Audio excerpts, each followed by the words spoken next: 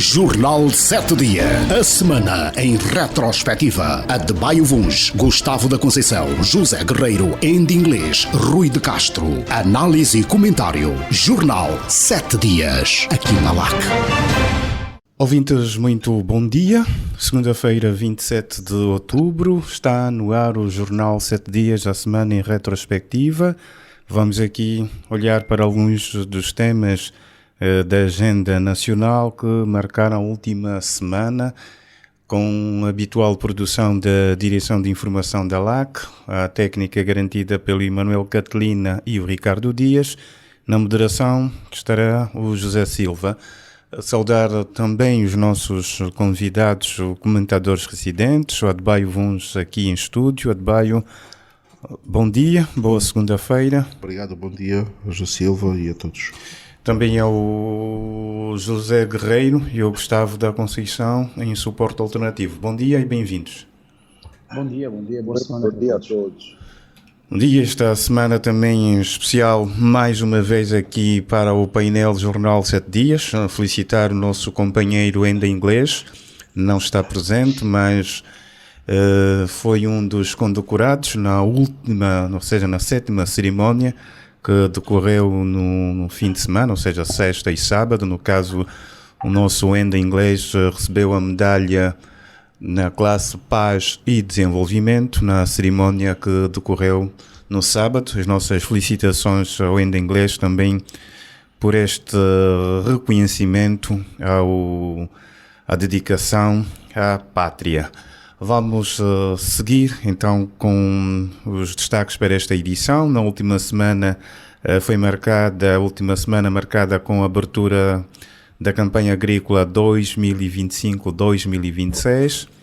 Também decorreu em Luanda a terceira Conferência Internacional de Mineração de Angola, AIMC 2025, sob o lema Reforçar as oportunidades de investimento mineiro a nível global em Angola. São estes os temas que trazemos para esta edição, também com os habituais recados que serão aqui trazidos pelos nossos comentadores. Zé Guerreiro, vamos começar a olhar por este ano agrícola 2025-2026, um ano em que se quer aumentar a produção, disponibilizar mais produtos. A questão da autossuficiência alimentar tem sido sempre um desafio. Está em Benguelas, é uma terra também de produção, conhecida pelas regiões como o Vale do Cavaco, o Dombe Grande, Cubal e outros municípios que têm produzido muito. É tradicional para quem vai a Benguela e sai de Luanda parar na Canjala e fazer a compra de produtos agrícolas. Acredita que este ano vamos ter mais produção? Há aqui desafios antigos, mas a cada ano continuam presentes para os nossos produtores, Zé Guerreiro. Sim. Vou com certeza abordar esse tema, mas queria, como sempre, começar com 2 ou 3 pequeninas introduções. Para já, lamentando a morte de Charles Guapoati, de condolência à família, né? Quer queiramos, quer não, mais ou menos polémico, quimbandeiro ou músico, todos o conhecíamos e acompanhávamos as suas posições e controvérsias. Também dar agora seguimento a uma prática que iniciei há algum tempo, saudando amigos conhecidos, ou nem por isso, que sei serem fiéis ouvintes do nosso programa. Pessoas que nos contactam, dão opiniões, fazendo sugestões sobre o programa, sempre na tentativa de tornar o nosso programa mais interativo, como eu tenho dito, mais humano, mais ligado a quem nos ouve e que nos contactam durante a semana sobre o programa. Hoje saúdo um jovem, o meu amigo, e com certeza também amigo do Adebayo, o André Ramalhoso. Ele é filho de um grande amigo nosso, o jornalista que integrou o grupo de fundadores da TPA, o Pedro Ramalhoso. O André continuou o legado do seu pai nos valores, nos princípios, no profissionalismo. O André Ramalhoso é uma prova de que o nosso programa não é só ouvido por gente mais velha. O André Ramalhoso é um jovem ouvinte assíduo dos nossos 7 dias. Entrando então no tema, porque acho justo também reforçar a saudação e conselho meus colegas do farão também a saudação ao Enda pela medalha recebida no sábado e que lhe foi justamente outorgada pelo Estado angolano. O nosso abraço para o Enda e pelo merecimento da homenagem. A abertura do ano agrícola, sim, em Benguela. Benguela é de facto uma província de uma riqueza agrícola incomensurável. O Zé Silva esqueceu da banana, que é um dos produtos mais importantes da produção aqui. Tenho falado com pessoas sobre este assunto.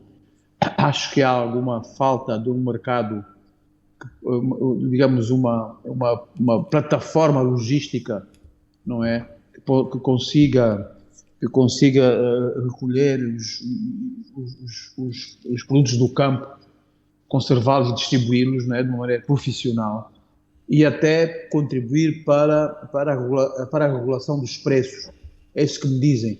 Por exemplo, produz-se muito tomate ou produz-se muita banana e depois o mercado é invadido, não é? Os preços ficam baixíssimos e os próprios produtores ficam sem capacidade de continuar a produzir muitas vezes. Quer dizer, é preciso regular, não é só produzir, há coisas à volta que é preciso salvaguardar e que até agora não foram feitas. E eu, para análise deste assunto da agricultura, do início da abertura do ano agrícola, eu vou socorrer de um excelente texto do engenheiro Fernando Pacheco, a propósito da situação da agricultura do nosso país. Ele, como mais alguns, mas talvez muito poucos angolanos, é conhecido como um dos maiores especialistas nesta área. Espero que não fica mal aprendermos com quem sabe mais que nós. E, ao preparar este tema, achei que socorrer-me de textos que ele vai escrevendo sobre a agricultura. Felizmente ele continua a escrever, e sei que também continua a falar com responsáveis a vários níveis do Ministério da Agricultura e também operadores, no sentido de dar a sua contribuição, a sua opinião no desenvolvimento da agricultura, que é a sua grande paixão. E neste texto último que eu li dele, que não tem muito tempo, ele dizia que há muitas décadas, no final do período colonial, em que nós sabemos todos que Angola tinha atingido altos índices de desenvolvimento agrícola, ele dizia que era normal considerar que o desenvolvimento agrícola estava ligado a 4 Is: instituições, investigação, infraestruturas e incentivos. Então, o José Fernando Pacheco, nesse texto que eu li, que eu estudei, não é? Ele dizia que ao Estado caberia a maior parte das responsabilidades na criação de condições para que estes 4 Is pudessem desenvolver-se. Não é? E, segundo eu, qual tem sido a posição do nosso Estado em relação a estes Is? Instituições. Não tem sido consideradas a criação de instituições fortes, interventivas, pela limitação de recursos humanos e financeiros disponibilizados. Investigação. Pouco ainda tem sido feito. Nós, aqui já no programa, falámos na Xianga, falámos nas faculdades agrárias, etc., que muitas vezes têm sido abandonadas. Né? E nesta investigação incluímos o aproveitamento do conhecimento e experiência de especialistas que poderiam dar um melhor contributo, né? Na área de investigação e, consequentemente, na área da agricultura. Infraestruturas. Né? Que prioridades foram estabelecidas na criação e ou na reabilitação de infraestruturas? E que medidas para a sua manutenção foram feitas ao longo destes últimos anos? E o último I, os incentivos. Em vez de incentivos económicos e produtivos, tem-se privilegiado a atribuição de benefícios e favores, incluindo até alianças fora do âmbito principal, que é a agricultura. Alianças, favorecimentos políticos e de outro tipo. Neste quadro, né, que números temos tido a nossa agricultura nos últimos anos, com base em dados oficiais? Até 2018, houve uma regressão de 2% na agricultura, nos valores da agricultura. Entre 2018 e 2021, a agricultura angolana cresceu 5 a 6% ao ano. Né? Depois, até 2023, cresceu 3,8% e 2,7%. Em 24, a agricultura cresceu 1,7% e a pecuária retrocedeu 2%. Ou seja, o crescimento tem vindo sucessivamente a diminuir, ao contrário do que se ia de esperar. Nos últimos 7, 8, 9 anos, o índice de crescimento, que era de 5, 6%, está agora a 1,7%. E depois ele apresentou também uns dados interessantes, né? que em Angola, anualmente, cerca de 6 milhões de hectares de terras são cultivados, 6 milhões de hectares, dos quais cerca de 90% por conta da economia familiar. A economia familiar tem um grande peso, como todos sabemos, na agricultura do nosso país. E desta área total, né, dos 6 milhões de hectares, apenas 6% é tratada com trator, né, e cerca de 28% com tração animal, sendo que os restantes 66% das terras aráveis é trabalhada com enxadas. Estes números são preocupantes, não é? E deverão explicar, com certeza, o atraso e os baixos índices de crescimento da nossa agricultura. Não é? Volto a repetir, os números que eu tirei deste texto de investigação do engenheiro Fernando Pacheco. Eu acho que está claro, não é, que nós, isso tem sido falado, não é, ao longo dos anos, quer por ministros, quer por responsáveis a alto nível, quer por próprio Sr. Presidente da República. Foi um erro ancorar toda a nossa economia ao longo dos anos ao petróleo. E nós temos petróleo, segundo os especialistas, só para mais 20 anos. E isso é já ali a volta da esquina, né? Esperemos que muitos dos que estão aqui no nosso painel ainda sejam vivos, né? E depois, se não se fizer nada já hoje, como é que vai ser a questão da nossa economia? No fundo, nós não conseguimos usar os recursos financeiros advindos da indústria petrolífera para diversificar a economia.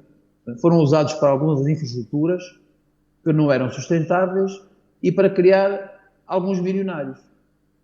Portanto, a ideia que existe é que o combate à pobreza, né, implica transformar completamente a agricultura angolana, até pelos números que apresentámos atrás, não é? Mas nos últimos anos, infelizmente, a agricultura e até a indústria, mas não estamos a falar da indústria, foram de certa forma asfixiadas, né? Nesta transformação completa da agricultura, é preciso dar aos camponeses microcrédito, ferramentas agrícolas, preparação técnica para melhorar as suas produções, banco de sementes, banco de fertilizantes, né? E informação técnica, conforme eu referi. Só assim, e falei no banco de sementes, banco de fertilizantes e banco de ferramentas agrícolas, só assim poderemos, de facto, promover a transformação da agricultura, não é? Que permita, nos anos vindouros, termos a distribuição da economia também baseada na agricultura. Segundo a FAO, últimos números da FAO, Angola conseguiu autossuficiência em 3 produtos: mandioca, banana e batata doce. Não é? Mas essa autossuficiência significa não importação. Não conseguiu, contudo, resolver o problema da fome e da pobreza, não é? Continuam a crescer, não é? E então mesmo assim, não é? Entre 2020 e 2024, Angola gastou uma média de 2,4 mil milhões de dólares a importar bens agrícolas e alimentares. Quando termino dizendo que, oxalá, com a abertura deste ano letivo, deste ano agrícola, comecemos a sentir, de facto, uma nova visão para a agricultura, comecemos a sentir medidas concretas do Executivo ao nível dos aspectos que eu referi, não é? Ao nível das ferramentas agrícolas, a preparação técnica, a nível do banco de sementes, do banco de fertilizantes, para que possamos, de facto, melhorar esta importante área do nosso país, da nossa economia. Obrigado, Zé Guerreiro. Gustavo da Conceição, os números aqui, alguns apresentados pelo Zé, mas também foram apresentados números na abertura desta campanha agrícola pelo Ministro de Estado para a Coordenação Económica, José de Lima Massano, foi quem orientou o ato oficial que decorreu na província do Mochico, mas concretamente no município de Camanong, onde diz que pelo menos nos últimos 8 anos o país aumentou para 19% a capacidade produtiva nacional. Diz também que na campanha agrícola anterior, ou seja, 2024-25, Angola aumentou a produção em 8,5%, atingindo mais de 30 milhões de toneladas de produtos diversos. Aqui também um dado que o Zé Guerreiro avançou 3 produtos, mas tem-se dito que Angola é autossuficiente do ponto de vista da agricultura, mas também a contrastar isto, se assim se podemos considerar, a situação ainda gritante e tem-se apresentado números relativamente à questão da fome, desafios ligados à segurança alimentar e nutricional, com atingir crianças. Ainda recentemente, no Índice Global da Fome, Angola aparece numa posição abaixo relativamente ao número de países neste índice. Como é que podemos olhar para estes números do ponto de vista do aumento da produção, da autossuficiência do ponto de vista da agricultura e a situação de fome que ainda vivem muitas das nossas comunidades? E algumas comunidades até que são rurais, não é? Que vivem em zonas próximas de áreas de produção agrícola. Paradoxal. É paradoxal. Realmente os números apresentados pelo Sr. Ministro são números positivos quando comparados com o ano anterior e, consequentemente, com os anos anteriores ao ano anterior. Mas esses números são positivos porque têm como base de comparação números de níveis demasiado baixos, porque realmente nós não podemos ficar contentes quando a agricultura representa 19% da produção nacional. Quando nós temos todos consciência que, apesar dos progressos que a produção nacional tem feito, ela ainda está longe de suprir as necessidades do país, e por isso nós não podemos ficar contentes com a faixa que representa a agricultura neste nível, enfim, insuficiente ainda de produção nacional. Temos que progredir mais, temos que andar depressa, e por isso temos que avaliar, corrigir, abrir a nossa perspectiva de discussão a todas as sensibilidades, para que a gente possa realmente encontrar as soluções que depois vão mitigar o problema da fome que o Zé referiu. É preciso olharmos para os programas de apoio à agricultura. Nós, no passado, já tivemos alguns desses programas e que, enfim, não resultaram. E do meu ponto de vista, sem uma avaliação profunda daquilo que se passou no passado, nós hoje, aqui e acolá, queremos fazer as mesmas experiências. Estou a falar, por exemplo, da experiência dos perímetros irrigados.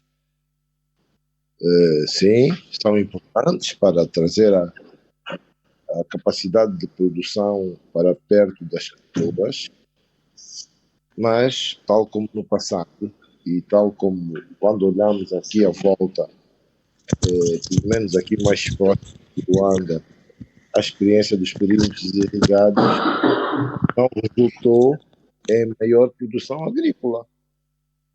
Aqui à volta de Luanda, por exemplo, temos experiências os perímetros irrigados viraram mais restaurantes, viraram mais condomínios, viraram mais outras coisas do que a experiência mesmo de desenvolvimento da agricultura.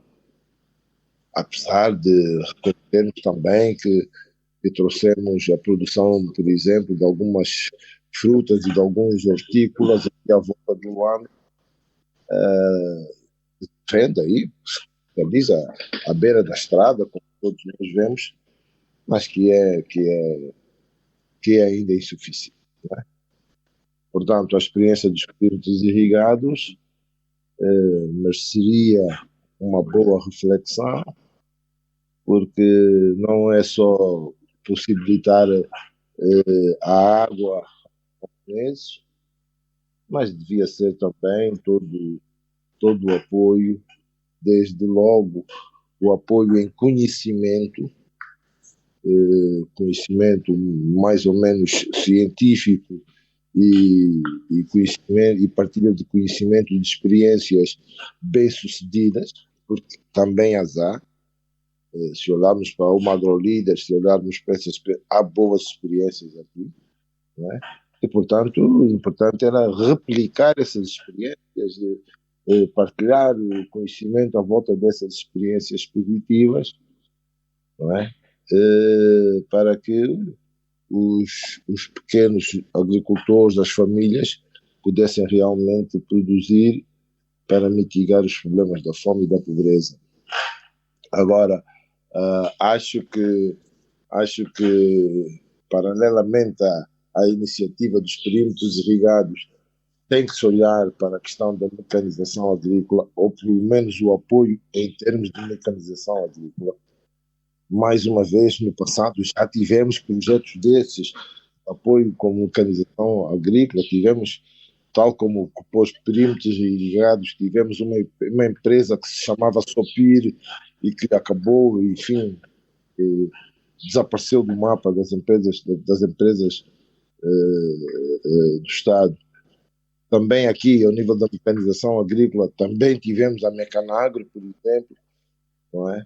E, portanto, era importante avaliar essas experiências do passado e ver como é que se poderia melhorar o apoio em termos de mecanização ao agricultor, não é? Porque não basta essas experiências positivas que o país faz de apoiar o agricultor com sementes, com os insumos, etc.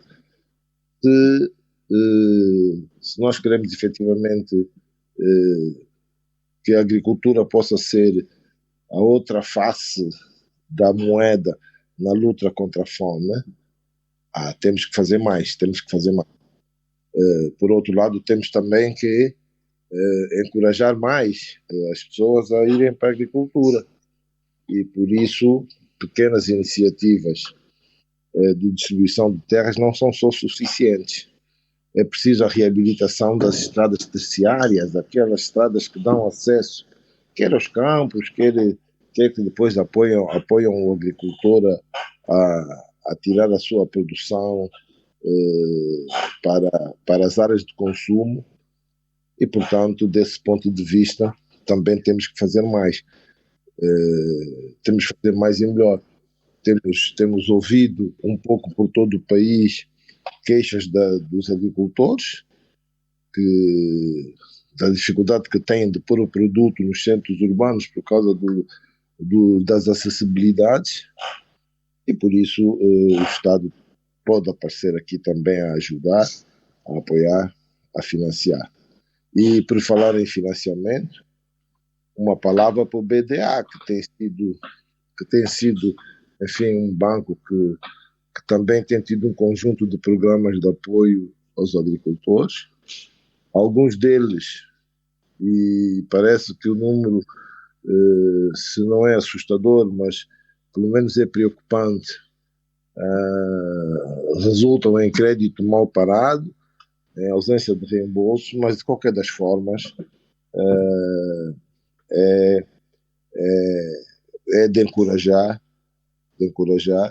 que bancos comerciais possam, enfim, ter na sua carteira de créditos apoios concretos à agricultura e aos agricultores, apesar do risco que isto possa constituir. E por isso, aqui e ali, o Estado também poderia parecer a mitigar esse risco para encorajar a relação entre a melhoria da relação entre a banca e quem produz alimentos, quem se dedica à agricultura. Finalmente, para concluir a minha passagem por este tema, queria dizer que foi louvável a iniciativa do Plano Agrão.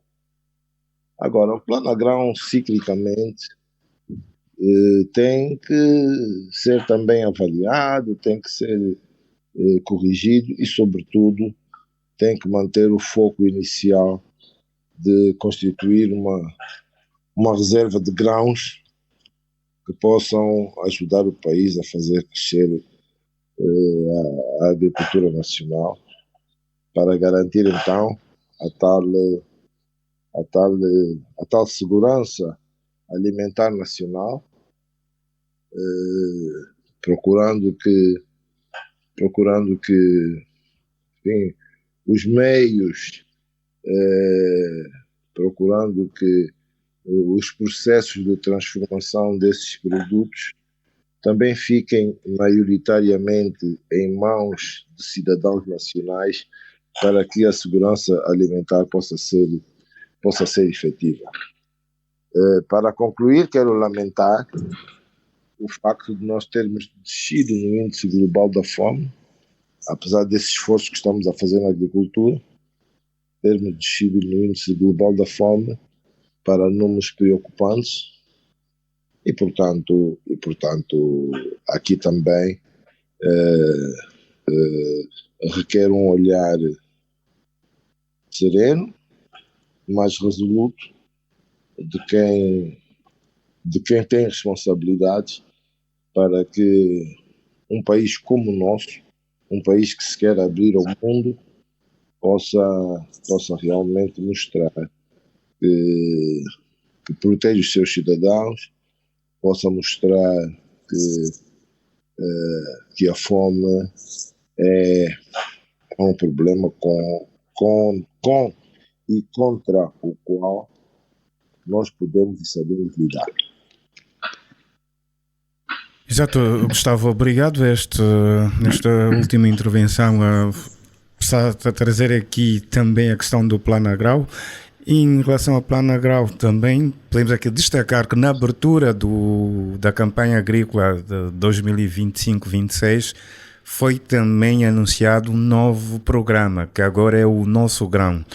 O Nosso Grão, que é um programa que pretende, de acordo com o Governo, ajudar na composição da reserva estratégica alimentar. E como o Gustavo também citou o BDA como uma instituição, um banco que tem financiado projetos agrícolas, há a destacar também o BDA no Nosso Grão e também o Fundo de Apoio ao Desenvolvimento Agrário, FADA, né? De acordo com o Ministro de Estado para a Área Económica, José de Lima Massano, este Nosso Grão é uma iniciativa que será operacionalizada pelo interposto aduaneiro, que na verdade é o gestor da Reserva Estratégica Alimentar. Ou seja, Gustavo, estava a falar na avaliação do Plano Agrão de coisas que se calhar já deviam ser feitas, mas agora temos o Nosso Grão. É um a completar outro, já não se fala tanto no Plano Agrão. O que é que se estará a passar relativo? Como é que olha para essa nossa iniciativa, essa nova iniciativa que também, segundo as autoridades, né, vai contar com a Associação Agropecuária de Angola, que vai fazer a ligação com as famílias produtoras, disponibilizando insumos, prestando assistência técnica aos agricultores e recolhendo a produção no final a pagar a um preço previamente acordado no início da campanha. Ou seja, vai permitir então comprar grãos aos agricultores. Estamos aqui a falar principalmente do arroz e do trigo produzidos aqui no país. Eu considero que todas as iniciativas tendentes a trabalharmos no sentido de garantir a tal segurança alimentar e a garantir que nenhum angolano passe fome, do meu ponto de vista, são aceitáveis. Agora, o que precisamos é que, de facto, quem conduz estes programas deva fazê-lo com a preocupação e o foco naquilo para o qual os programas estão a ser concebidos. Quer dizer, os programas não podem ser meros servidores de fundos públicos sem nenhuma responsabilidade e longe dos objetivos para que são criados. Portanto, a minha preocupação, não é, resulta no mecanismo. Se todos esses programas vierem para apoiar efetivamente o agricultor e disso resultar o tal aumento de produção nacional de que estamos todos a sonhar, possibilitando que nós nos alimentemos daquilo que produzimos no país, evitando estas importações de bicos, de cristas e de unhas de galinhas e etc, não é? Evitando importações de ovos e de coisas que nós produzimos aqui. Naturalmente, ficamos com disponibilidade financeira para apoiar outros setores e outras dimensões da nossa sociedade, o que me parece bastante positivo. Agora, o meu receio é que estes programas caiam lá onde caíram outros programas que nós já no passado fizemos e, sobretudo, que caiamos nos mesmos erros devido à ausência de uma avaliação profunda dos erros que já cometemos no passado. Isso é que é, para mim, preocupante. Agora, assim, se os programas que naturalmente se devem complementar dos fundos públicos que utilizam, não é? Se os programas forem perfeitamente controlados, auditados, exercidos com a transparência necessária para que todos nós percebamos as dificuldades com que nos defrontamos a cada momento do desenvolvimento desses programas, eu acho que sim, eu acho que se deve avançar, acho que se deve experimentar tudo o que nos possa tirar da situação atual. Um país com água, com terra arável e com um conjunto de potencialidades que já vamos falar a seguir, o tema a seguir, um conjunto de potencialidades no solo e no subsolo, viva e experimente dificuldades com que nós nos deparamos e tínhamos ainda um índice de fome e de pobreza tão alto. Essas é que são as minhas preocupações. Ok, Gustavo, para daqui a pouco vamos ter também o Adebayo relativamente a esse tema. Então, partir para o intervalo neste seu Jornal 7 Dias, a semana em retrospectiva, e voltamos daqui a pouco com Adebayo Vunjo. Continuamos a olhar para esta questão da agricultura com o início da campanha 2025-2026, que foi aberta oficialmente na última sexta-feira. Siga connosco. Jornal 7 Dias, a semana em retrospectiva. Adebayo Vunjo, Gustavo da Conceição, José Guerreiro, em inglês, Rui de Castro. Análise e comentário. Jornal 7 Dias, aqui na LAC. Estamos de regresso para a segunda parte do Jornal 7 Dias, ainda a campanha agrícola. Adebayo, estamos aqui a olhar para esta questão com o Gustavo no final da primeira parte desta nova iniciativa, ou neste novo programa, o Nosso Grão. Ainda não temos resultados concretos do Plano Grão, que se prevê a produção de grão a grande escala. Agora vem o Nosso Grão, também com essa perspectiva de adquirir produção de trigo, de arroz aos pequenos agricultores e também aos grandes, né? Porque aqui a ideia é para a composição da reserva estratégica alimentar. Como é que olha para esta iniciativa? É um complemento ao Plano Grão, não há muito, a informação não é muito clara, mas é uma nova iniciativa, o Nosso Grão, quando ainda se diz que é cedo para termos resultados do Plano Grão, ou já haverá alguma produção de trigo, de arroz, que permite então esta aquisição e reforçar a reserva estratégica alimentar? Bom, antes gostava de saudar o nosso companheiro Enda, não é? Pela condecoração no passado sábado. É de facto mais do que merecida e traduz todo o compromisso ao longo dos últimos anos da carreira profissional do nosso Enda, que de resto eu também acompanho e que, portanto, é de facto uma condecoração justa e merecida. E sabemos que o Enda constitui aquele grupo dos filhos valentes da pátria, não é? Também estendo a saudação ao companheiro André Ramalhoso, não é? Filho do nosso falecido companheiro, um dos fundadores da nossa televisão, o Pedro, de viva memória. E agora no que toca à questão propriamente, eu diria que não há ainda muita informação à volta do que será o Nosso Grão, não é? Mas entendo que seja um programa complementar que não anula a necessidade e os objetivos do Plano Grão.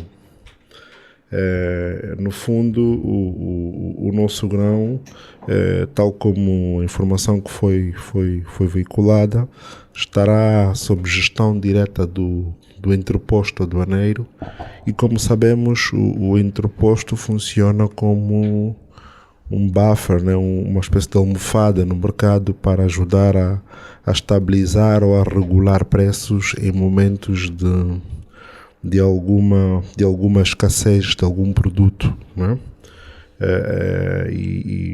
Portanto será bom que o entreposto de facto privilegie a produção nacional, não é? E a produção nacional de cereais, não é? O que ajuda sempre a estimular a produção entre os camponeses, quando nós sabemos que, tal como referia o Zé Guerreiro, a nossa agricultura ela é 91% sustentada ou realizada, não é, pela agricultura familiar. O que quer dizer então que, se houver recursos do entreposto aduaneiro, estes vão seguramente beneficiar os pequenos produtores, que é lá onde está a nossa real produção hoje em dia.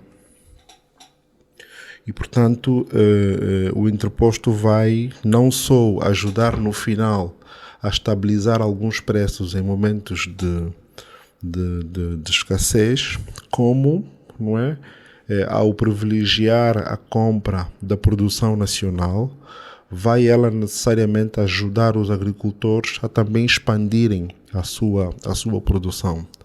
E neste sentido aqui esperamos que os tempos de pagamento não sejam tão altos, não é? Porque hoje em dia esta é uma grande reclamação dos camponeses quando tem relação, por exemplo, com as superfícies comerciais, onde os tempos de espera para os pagamentos são demasiado altos, o que muitas das vezes também os compromete. Daí que os próprios camponeses prefiram, por exemplo, porque se comenta, prefiram vamos dizer, os congoleses que vêm adquirir mercadoria, não é, do que as cadeias e as superfícies comerciais que atuam hoje em dia no nosso mercado.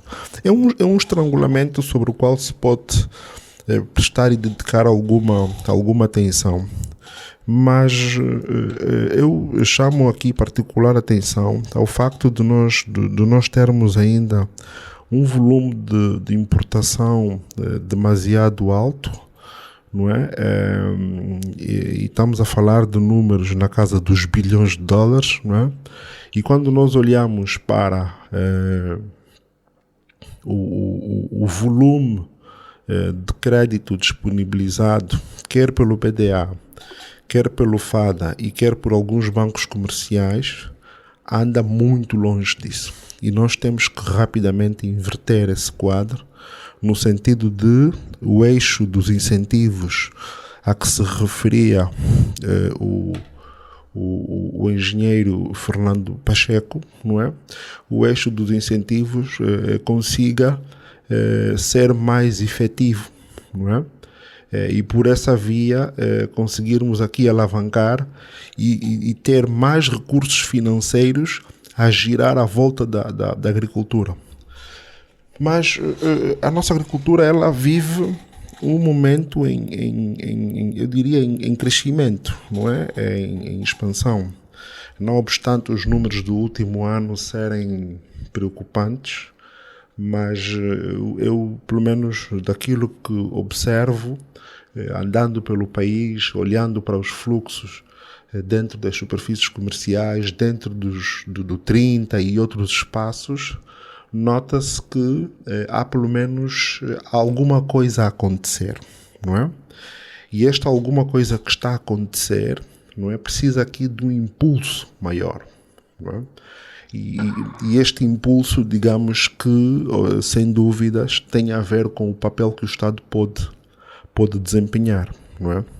E muitas das vezes nós temos a tentação de pensar que é só entregar dinheiro. Não, acho que aqui há aspectos que podem ajudar a dinamizar também a produção e que têm a ver com o Estado cumprir aquilo que é o seu papel. E aqui falo nomeadamente do tema das infraestruturas. Nós temos neste momento um desafio que é o tema das estradas nacionais, mas também das secundárias e terciárias, não é?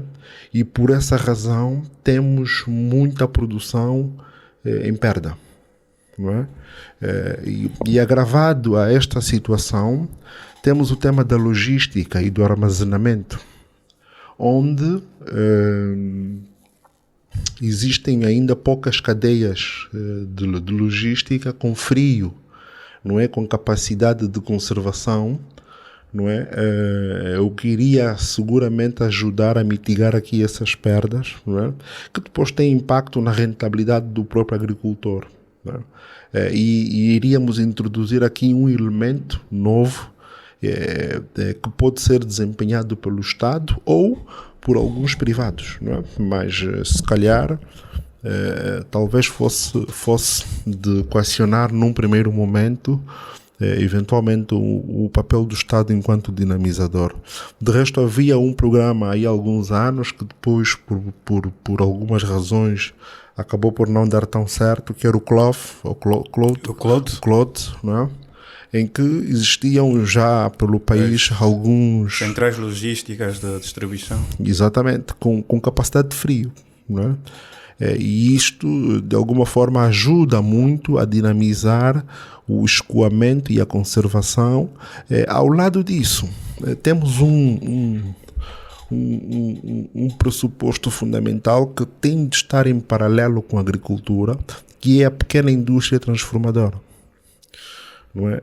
De resto, isso faz-nos lembrar um bocado o lema do nosso antigo presidente, o lema que suportou muito o nosso Estado durante muitos anos e que me parece hoje ainda muito útil, que é o princípio de que a agricultura é a base, não é? E a indústria deveria constituir-se no fator decisivo para o nosso desenvolvimento.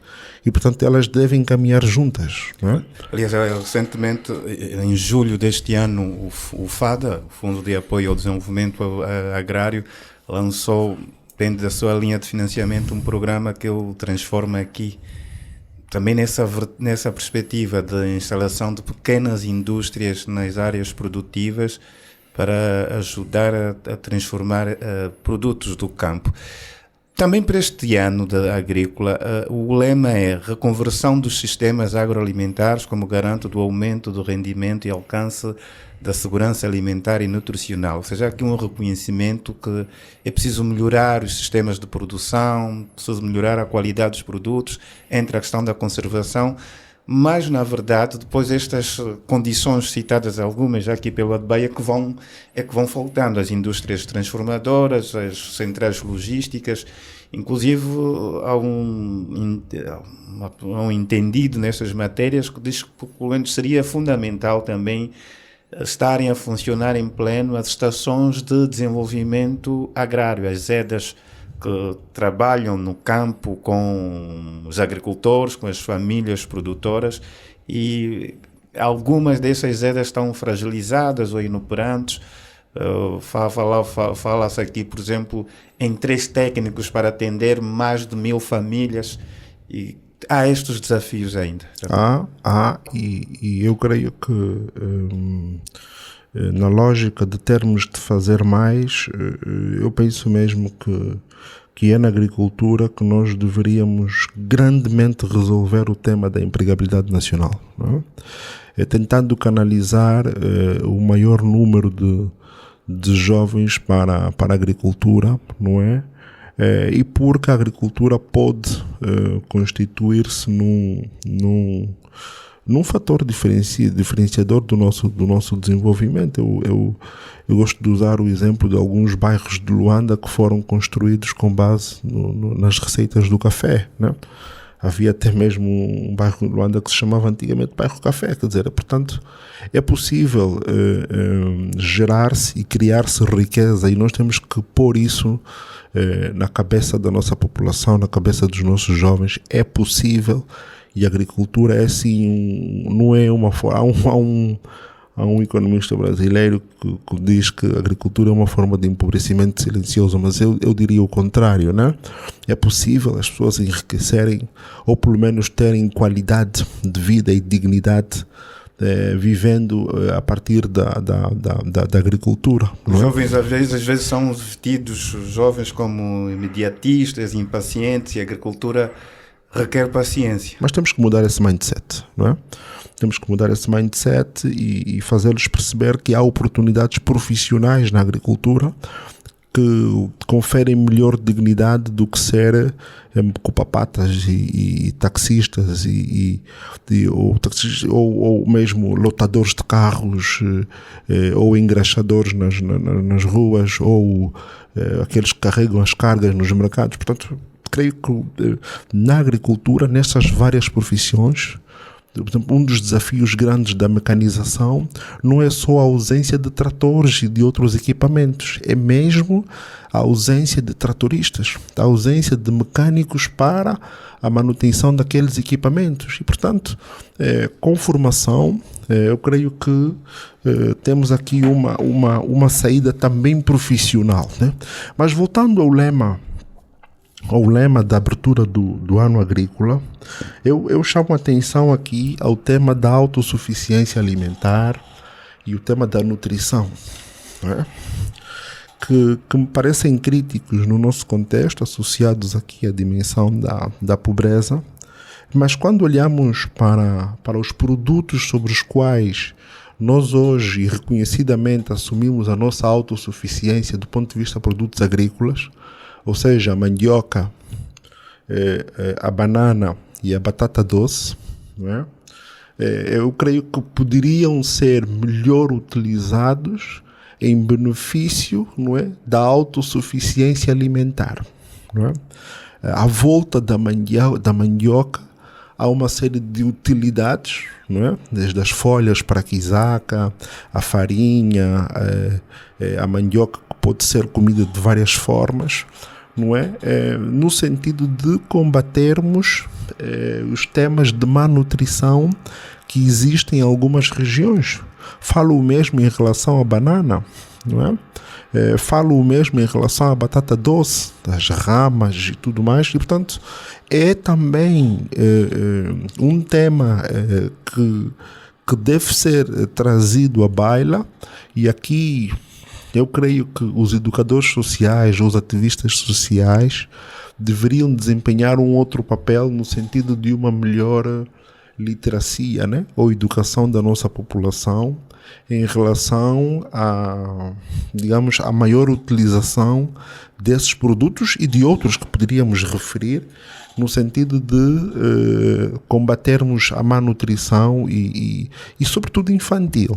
Faz lembrar um antigo ministro do Comércio que dizia que afinal o nosso matabicho, o pequeno almoço, não deve ter como base só o pão. Não sei se... Nós rimos, mas é verdade, não é? Nós rimos todos, mas é uma grande verdade, não é?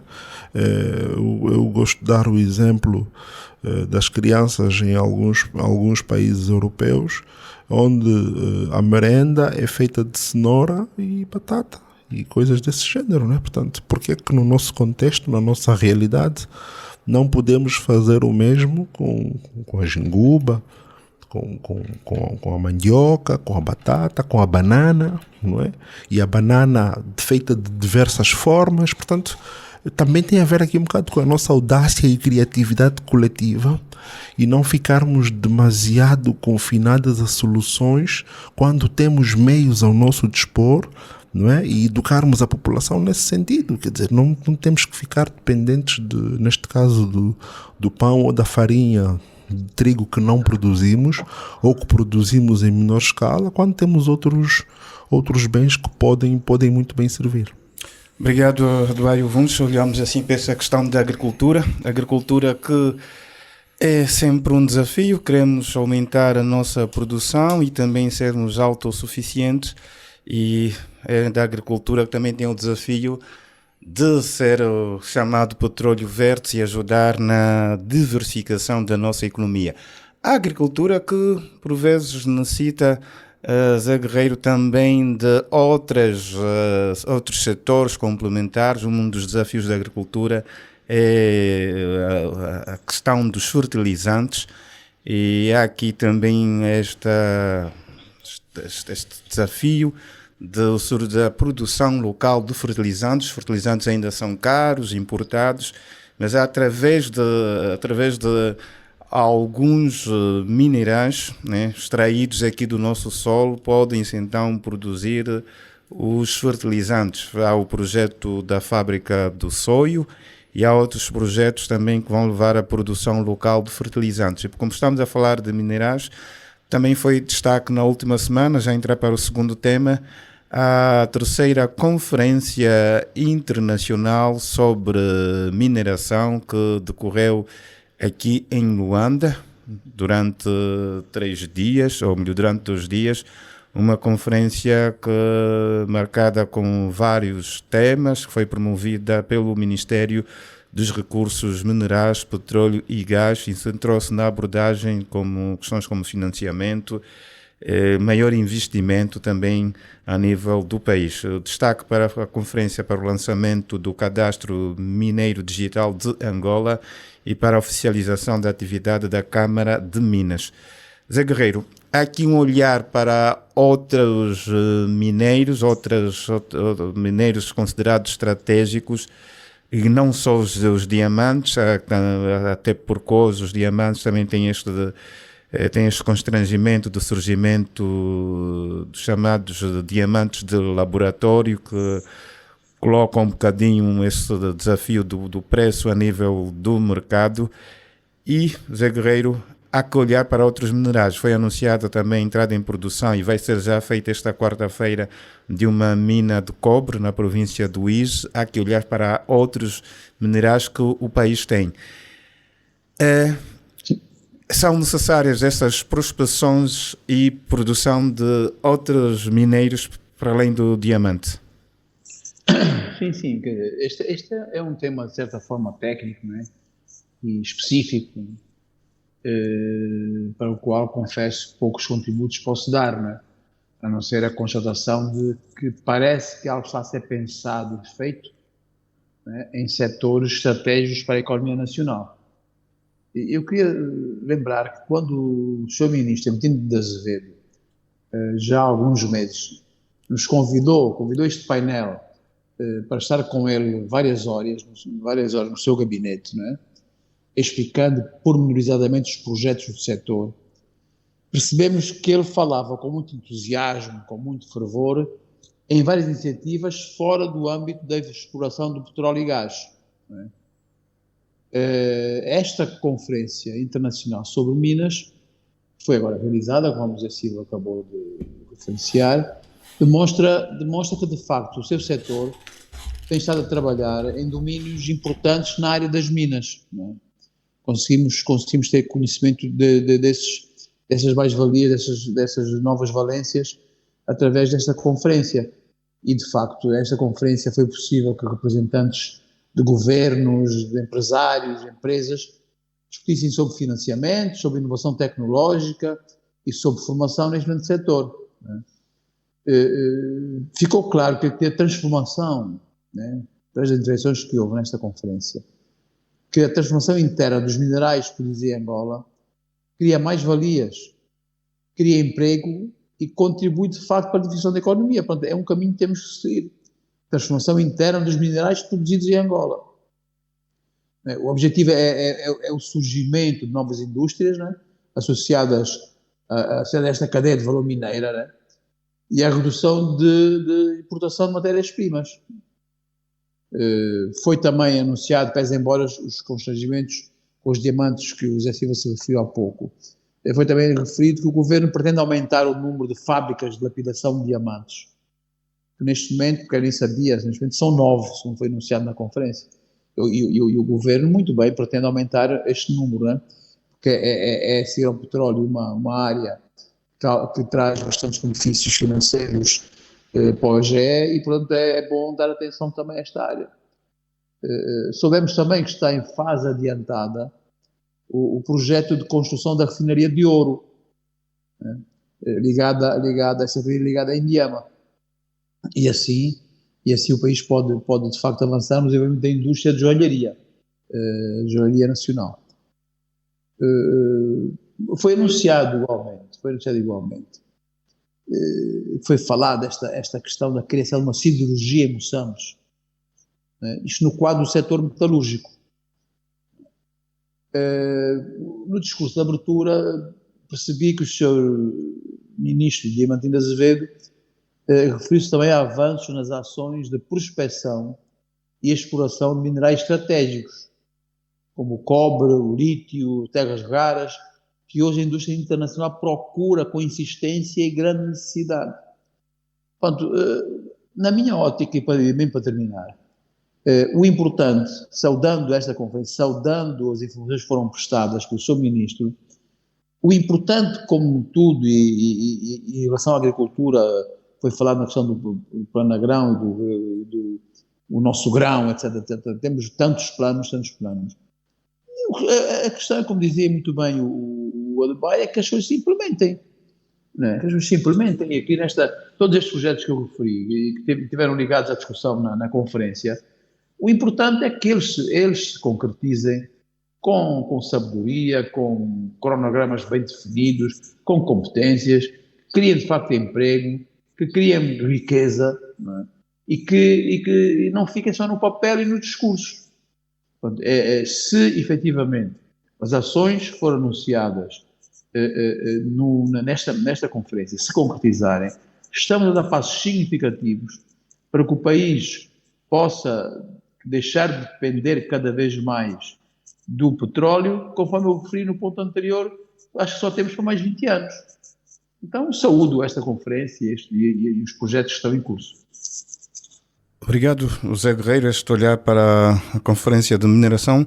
Gustavo da Conceição, o setor de Minas, na sua perspectiva, há muitos projetos, pelo menos 400 áreas a nível da prospecção, apesar que nem sempre a prospecção garante já a produção, mas também estamos aqui a ver um setor que, do ponto de vista técnico e também depois com questões ligadas à preservação do ambiente, também traz aqui outros desafios, né? Estamos a prosperar áreas, a mexer com solos, também precisamos de evoluir, ou já temos evoluído também neste capítulo, com mais empresas, com mais força de trabalho, tecnologia, para também garantir resultados positivos e o equilíbrio que se quer também a nível ambiental. Não, eu acho e considero que essa é uma preocupação do Ministério. É uma preocupação traduzida não só pela estrutura interna do Ministério, que contempla uma área especializada neste domínio, no domínio da relação com o ambiente, e cito esse encontro que o Zé se referiu, não é? Onde fomos elucidados sobre isso.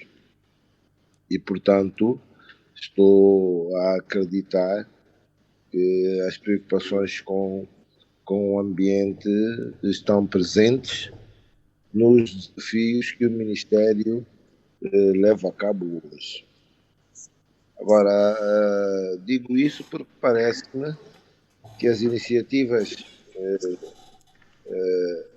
não só no domínio dos petróleos, e agora com esta conferência internacional no domínio das minas, parecem-me bem concebidas, refletidas, e que seguramente potencializarão o país, já que estão a permitir exploração da nossa riqueza em domínios que até aqui nós não tínhamos visto. Desde logo cito as tais terras raras, o lítio, etc., que nós não tocávamos, não mexíamos, e o nosso foco no petróleo nem nos permitia olhar à volta.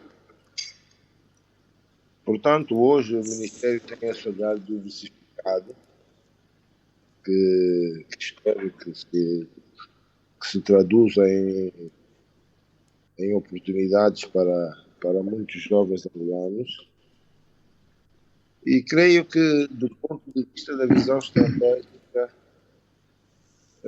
estão no bom caminho, porque tal como no passado, por via do processo Kimberley, Angola apareceu como líder de um processo de reconhecimento e diferenciação entre os diamantes e os chamados diamantes de sangue. Hoje, nesse combate, digamos assim, contra o desafio dos diamantes artificiais, a introdução, como foi referido também na conferência, de um sistema de rastreabilidade digital para certificar do princípio ao fim a origem dos diamantes, parece-me uma belíssima iniciativa para proteger os diamantes naturais e naturalmente os nossos dessa falsidade que são, e não se devia chamar diamantes, devia chamar outra coisa qualquer. Portanto, essas joias parecidas com diamantes, mas que são produzidas artificialmente.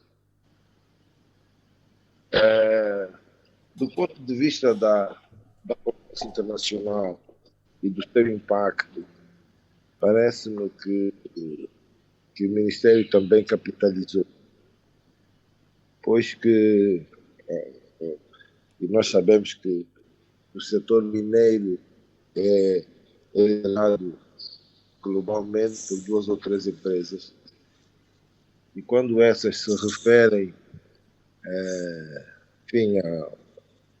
a um reconhecimento do potencial mineiro nacional e a uma boa oportunidade de negócio criadas pelo Ministério que que dirige o senhor, Diamantino. agora o nome do seu ministro, que é Diamantino de Azevedo. Sim, Diamantino de Azevedo. Portanto, dizia eu que quando empresas reconhecidas internacionalmente, como a BIA e outras, reconhecem que há condições e há potencial para, pelo menos, iniciarem as prospecções em vários domínios, só podemos concluir que estamos no bom caminho. Ok, Gustavo, obrigado por este olhar ao setor mineiro. De Baio Vuns, é um setor que tira da terra, depois há proventos. Há também depois aqui a chamada responsabilidade social das empresas, né? Há uma experiência já mais visível ou conhecida no setor petrolífero. Hoje também já se fala muito no setor mineiro, alguns projetos sociais, sobretudo nas regiões da Lunda Norte e Lunda Sul, mas ainda assim, e disse o próprio ministro que quer mais, ainda não se dá por satisfeito. Embora que há compromissos na fase de prospecção, depois há outros do ponto de vista da responsabilidade social, já na fase de produção concreta. Também sente que as empresas ainda fazem pouco do ponto de vista da responsabilidade social, ou melhor, devem fazer mais, porque o que se sente, pelo menos nas regiões onde são extraídos estes mineiros, estamos a falar sobretudo nas Lundas, mas hoje por todo o país há extração, por exemplo, agora fala-se do ouro em Cabinda, vai começar o cobre no ISO, as pedras, o ferro na região sul. Sente-se que há este olhar para as comunidades também para serem empoderadas com projetos destas empresas exploradoras? Embora seja um setor com uma grande demanda tecnológica, pelo menos na abordagem destas grandes empresas, não é? E elas, nos seus contratos, acabam por beneficiar, passa aqui a redundância, de benefícios fiscais, não é? O que quer dizer que na prática entregam ao Estado muito pouco, não é? Então, o compromisso social destas empresas deve ser reforçado, sem dúvidas, não é? E se calhar precisamos de olhar para a forma como elas investem ou até no que investem, não é? E, portanto, devem, não só ao nível dos contratos, mas eventualmente na evolução da exploração, serem feitas abordagens diferentes em várias dimensões, não é? Há desde logo o tema ambiental associado à sua própria atividade e que elas precisam efetivamente de salvaguardar, não é? Não só no que tem a ver com as minas onde elas estão instaladas, não é? Mas com todo o ambiente, não é? E aquilo posto em consequências que não se circunscreve, não é, aquela região em concreto. A consequência é nacional, no final do dia é global, né?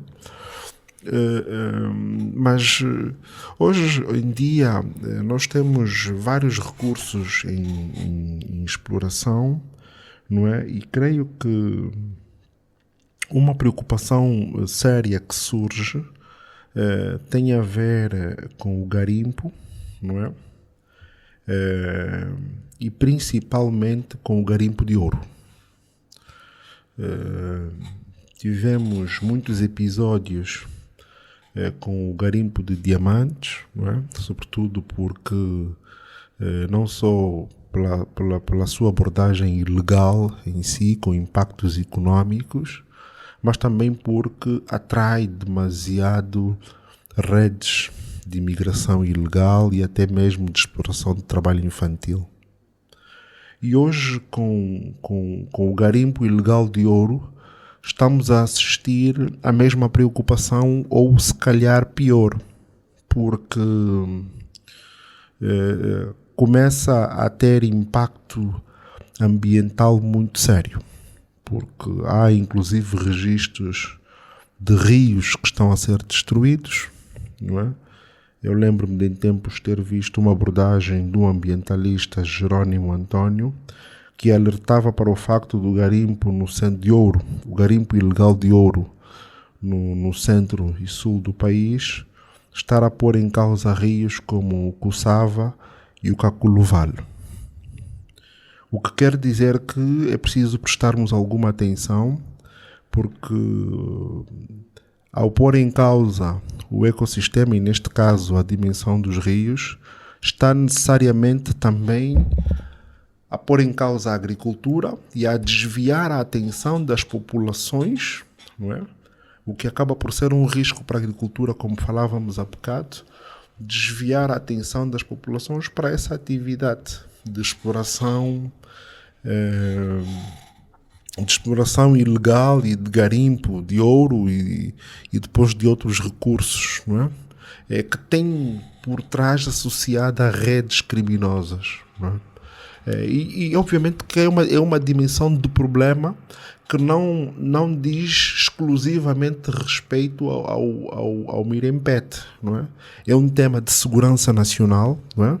E sobre o qual os órgãos de defesa e segurança devem prestar uma atenção mais séria, mais rigorosa, não é?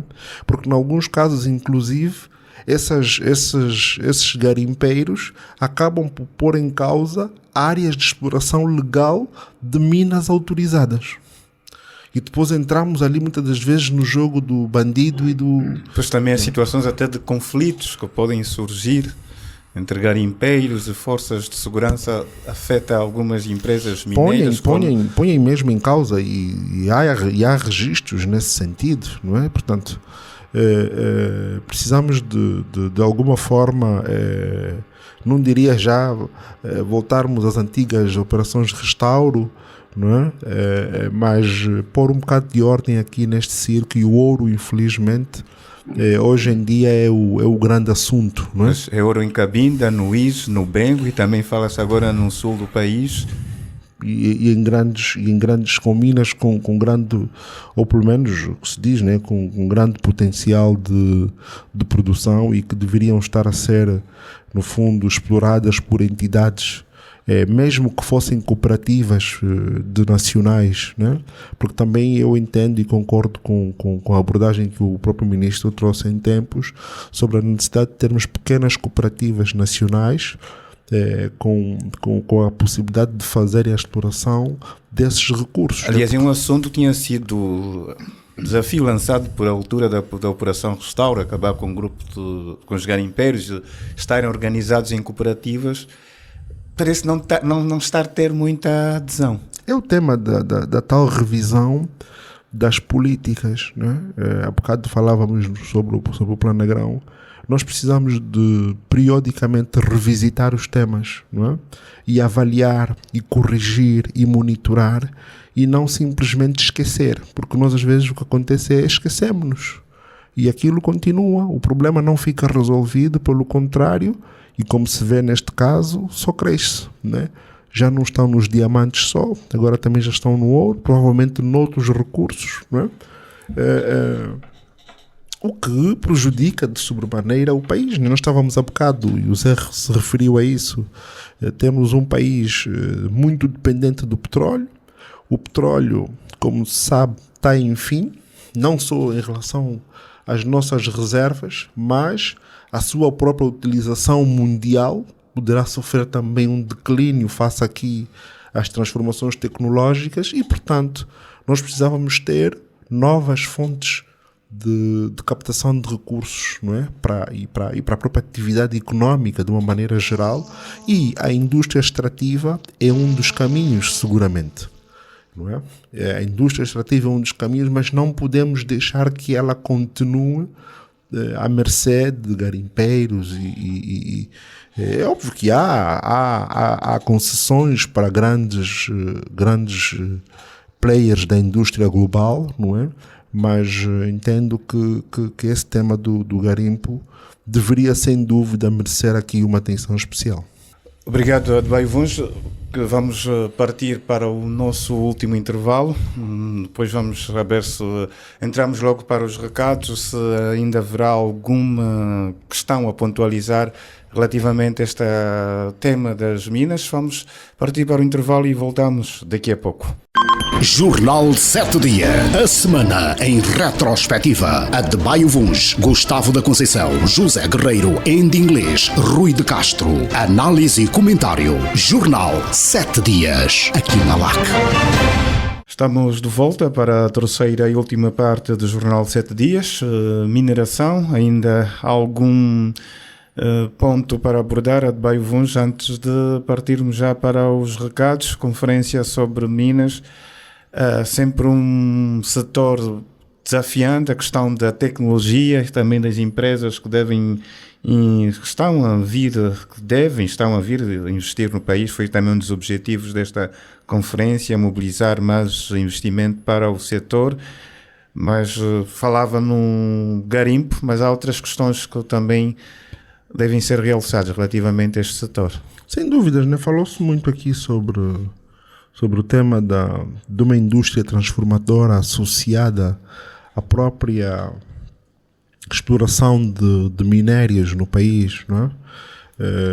Há essa abordagem na proibição da exportação de quartzo, não é? Mas, por exemplo, no tema das pedras no sul do nosso país, sobretudo de granitos e outros, creio que era de todo pertinente que se acelerasse a abordagem também de um polo, lá está, e são os tais projetos, como referia o Zé, de um polo, creio que no Namibe, não é?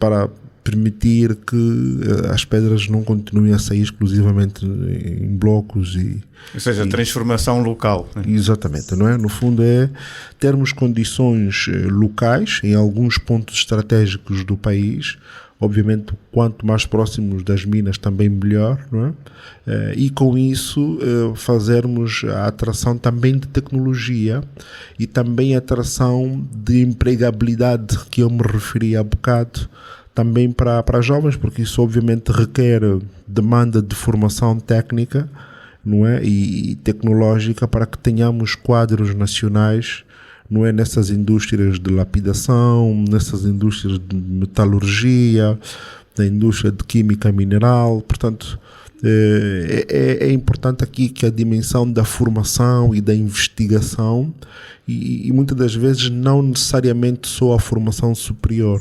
Nós precisamos ter bons institutos médios que formem quadros para alimentar essa indústria emergente, não é?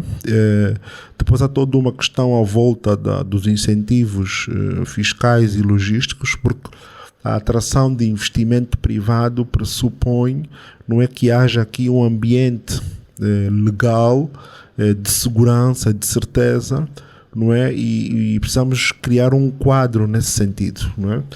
E hoje, de resto, há quem já defenda revisitar-se o tema do Código Mineiro, não é, para, se calhar por essa via, termos condições mais favoráveis para a atração efetiva de investimento privado estrangeiro, mas também, não é, criarmos as condições para que investidores nacionais consigam estar à altura de entrar também para este negócio, não é? Porque é importante que a banca tenha capacidade e pujança para, lá está, investir, não é?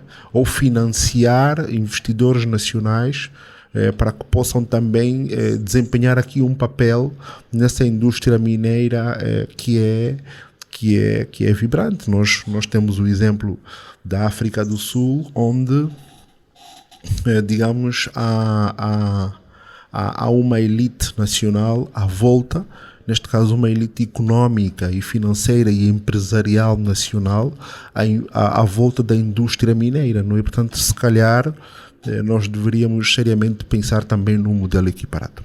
Exato, inclusive Angola tem estado a participar anualmente na África do Sul, no Indaba Mine, que é um evento de projeção internacional que Angola participa e se calhar também colher alguma dessa experiência sul-africana a nível das minas e adaptá-las ao nosso contexto. Fechamos assim este segundo tema. Outros temas marcaram a semana que naturalmente podem ou não serem trazidos aqui nos recados já a seguir com os nossos comentadores. José Guerreiro, momento para os recados. Que recados é que temos para esta edição?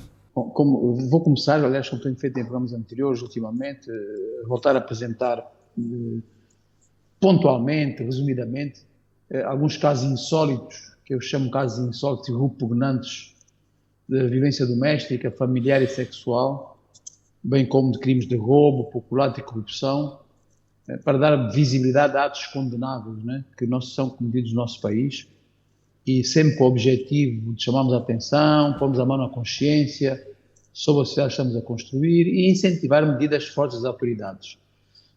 Começava por, em Dalatando, no município do Cazengue, uma jovem de 25 anos foi detida pelo SIC por ter provocado a morte da sua irmã, de 3 anos, a quem terá ateado fogo usando gasolina.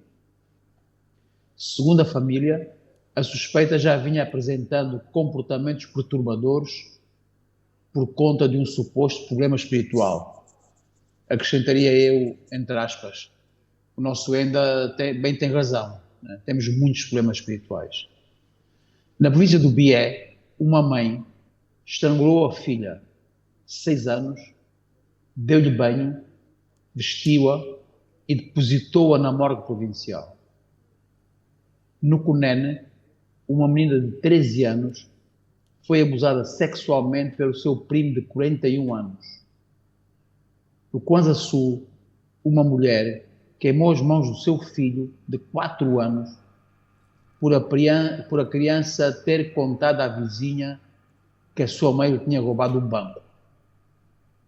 Responsáveis de centros de saúde de bairros do município do Quela, em Malange, foram detidos por desviarem para fins comerciais grandes quantidades de fármacos destinados às populações das suas regiões. Entrando para o primeiro recado propriamente dito, foi noticiada esta semana a detenção de cerca de 14 funcionários e ex-funcionários do Banco BAI por desvio de mais de 5 mil milhões de kwanzas no Kwanza Sul, de uma conta empresarial no Guacucungo, usando as ferramentas digitais do próprio banco. Acrescentaria eu que está a ser recorrente há vários anos a denúncia de funcionários de vários bancos, bem como já conhecido e recente escândalo da AGT, tudo sobre fraudes, roubos, desvios e corrupção. A juntar aos casos levantados sobre justiça, incluindo as suspeitas sobre algumas decisões dos tribunais superiores, como queremos que os cidadãos nacionais acreditem na justiça, os investidores estrangeiros apostem no nosso país, sem que os dois pilares principais, banca e justiça, garantam confiança e credibilidade. Outro recado tem a ver com um título que eu vi há poucos dias, acho que foi a 22 de outubro, no Jornal de Angola, publicou na primeira página e depois isso foi replicado também nas redes sociais e em outros jornais.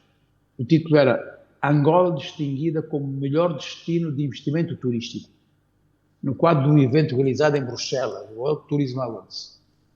Eu não percebi bem se esta frase é o título do jornal ou se é a designação do prémio. Aliás, o próprio termo investimento turístico pode ter várias interpretações. Mas o que quer que seja, o título ou o nome do prémio transmite imagens e sensações algo distorcidas ou fantasiadas. Eu não quero questionar como é que se conseguem estes prémios, né? Onde para os receber se deslocam grandes comitivas, né? Mas em consciência, alguém que conhece as exigências de um turismo de qualidade acha que o prémio foi dado com critérios profissionais. Qualquer cidadão consciente e normal, sabe que, infelizmente, o país ainda apresenta muitas carências de vária ordem e poucas valências para recebermos turistas e investimentos. Quanto mais ganhar um prémio com essa sumptuosidade.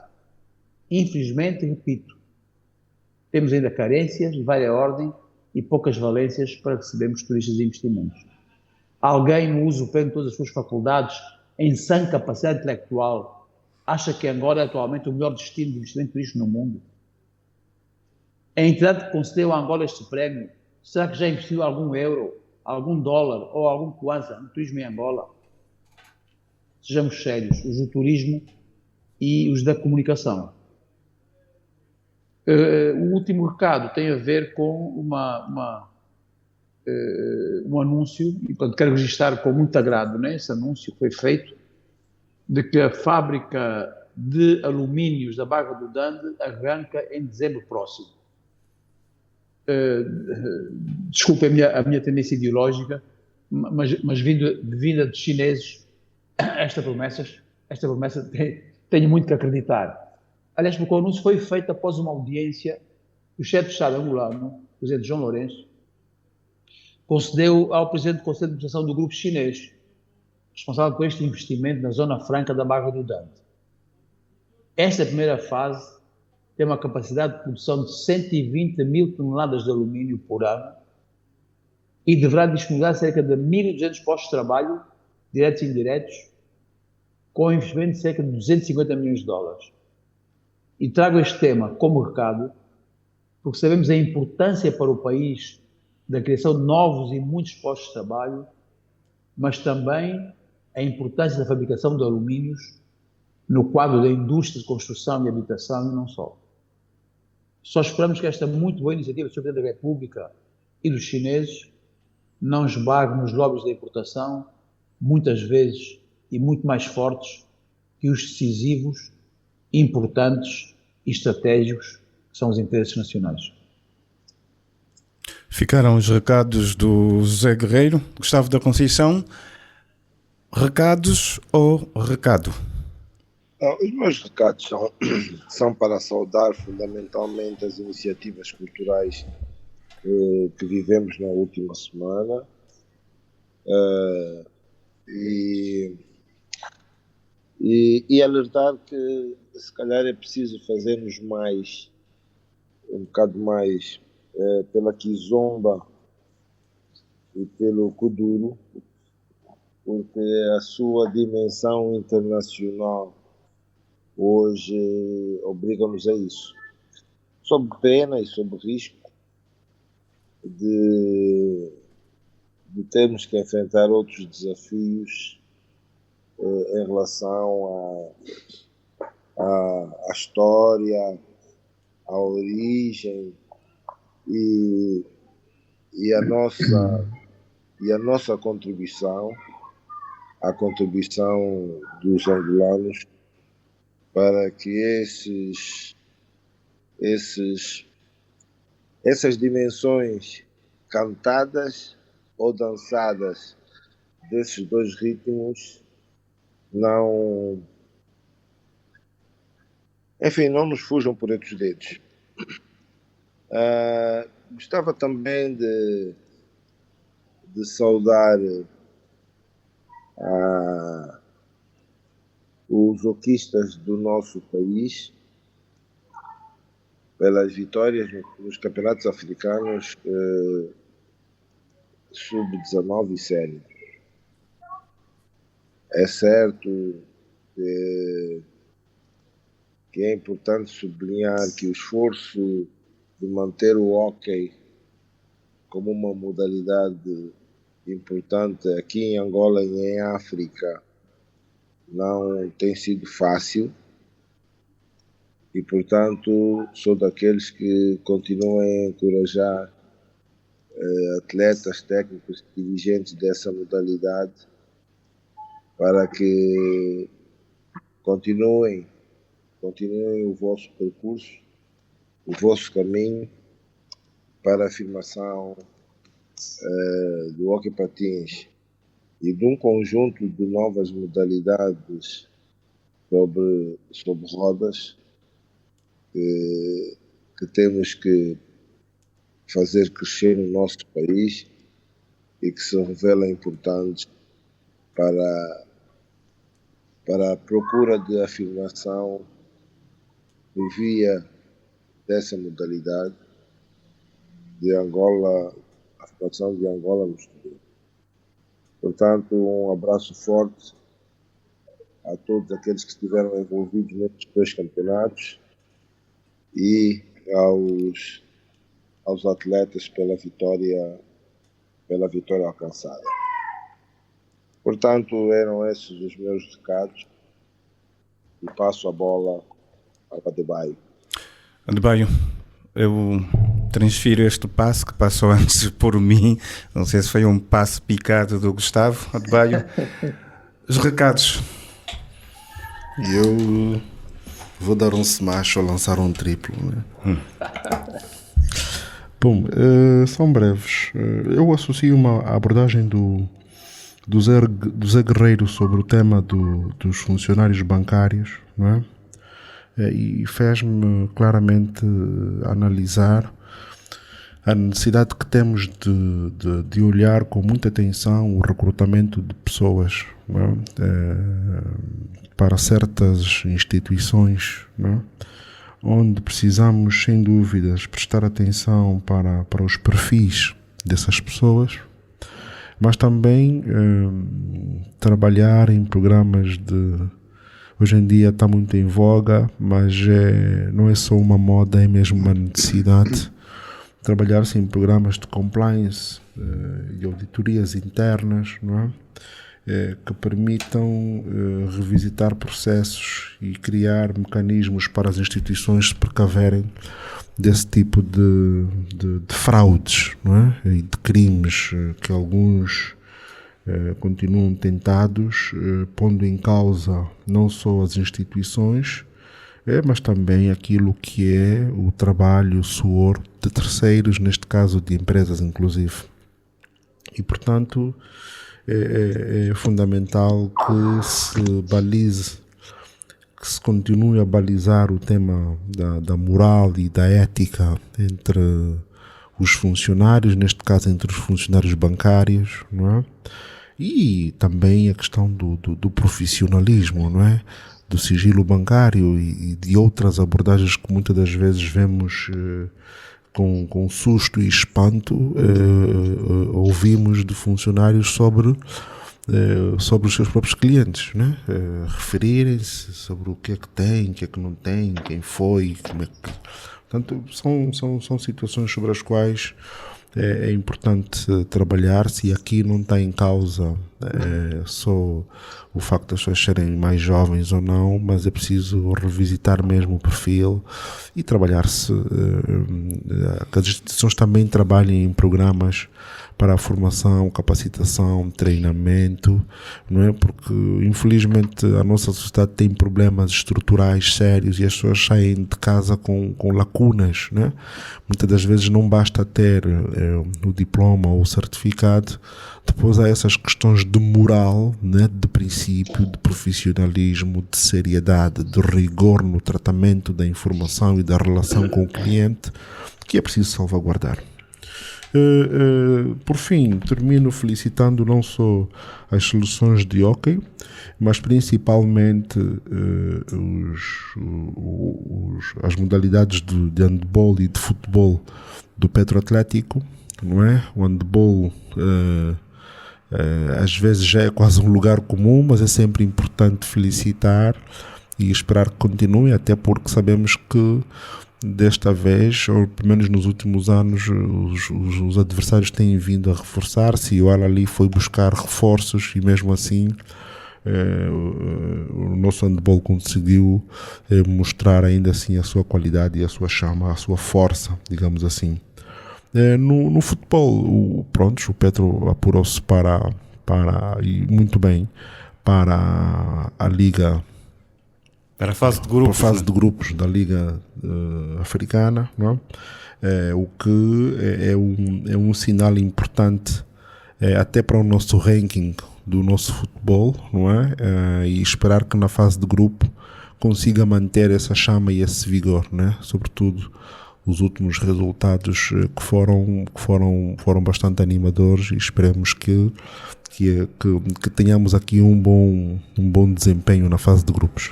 Verdade é que na hora da verdade, como se diz, ninguém segura o Petro, e o Petro possa ter bons resultados. É o único representante que sobreviveu nestas afrotaças 2025-26. As outras equipas angolanas acabaram por ser eliminadas logo na primeira fase, quer na Liga dos Campeões, quer na Taça CAF, não tiveram acesso à fase do grupos. Esse ditado Zé Silva, infelizmente, para o meu 1º de agosto, que é um grande clube. Exato.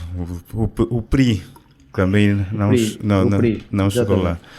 E o PRI, que no handball nos últimos anos rivalidava também com o Petro em handball feminino, mas também está numa fase menos boa, e lá o Petro foi buscar mais um título africano, apesar que esta disputa com a Al-Ahly mais renhida. E 2 jogadoras do 1º de agosto foram reforçar o Al-Ahly.